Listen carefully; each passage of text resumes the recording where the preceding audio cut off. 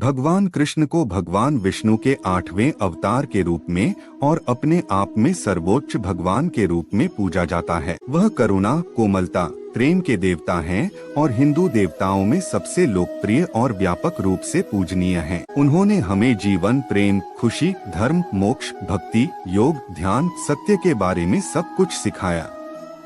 आइए जानते हैं श्री कृष्ण के श्री मुख से निकले कुछ अनमोल वचनों को।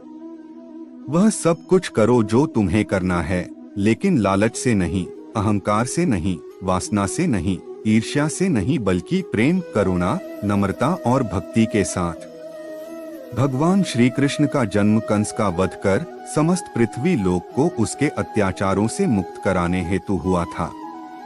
किशोरावस्था में ही वह गोकुल से मथुरा आ गए तथा दुष्ट कंस का वध किया।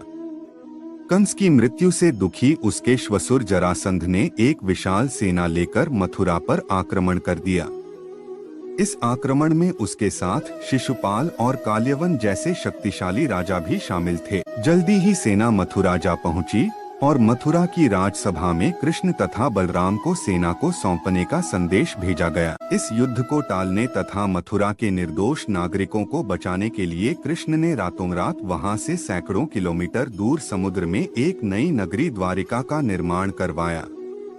अपनी माया से उन्होंने समस्त नागरिकों, उनके पशुओं तथा संपत्ति को नींद में ही नई नगरी में पहुंचा दिया। अगले दिन सूर्योदय के समय कृष्ण तथा बलराम जरासंध की सेना के सामने जा पहुंचे और उसे लड़ने के लिए चुनौती दी। जैसे ही जरासंध और दूसरे राजाओं ने कृष्ण को मारने के लिए शस्त्र उठाए, दोनों भाई भागने लगे। उन भाइयों के पीछे जरासंध तथा काल्यवन जैसे राजा भी भागने लगे। कुछ ही देर में दोनों भाई बहुत आगे निकल गए और उनके पीछे केवल मात्र काल्यवन रह गया। उसे देवताओं ने वरदान दिया था कि उसकी हत्या किसी अस्त्र या शस्त्र से नहीं होगी।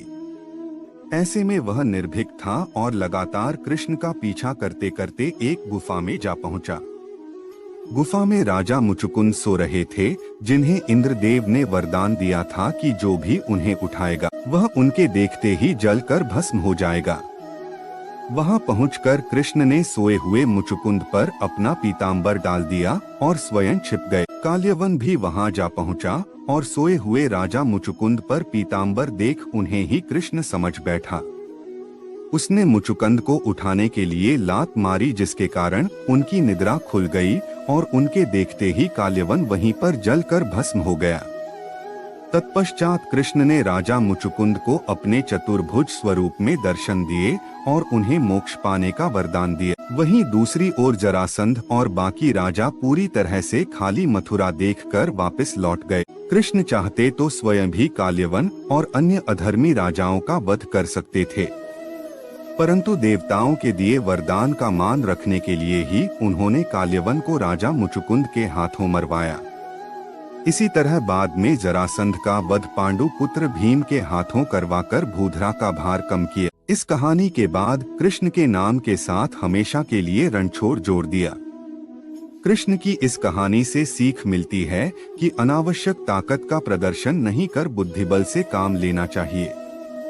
इस तरह हम अपनी शक्ति को खर्च होने से रोक सकते हैं और बड़े से बड़े संकट का भी सामना कर सकते हैं।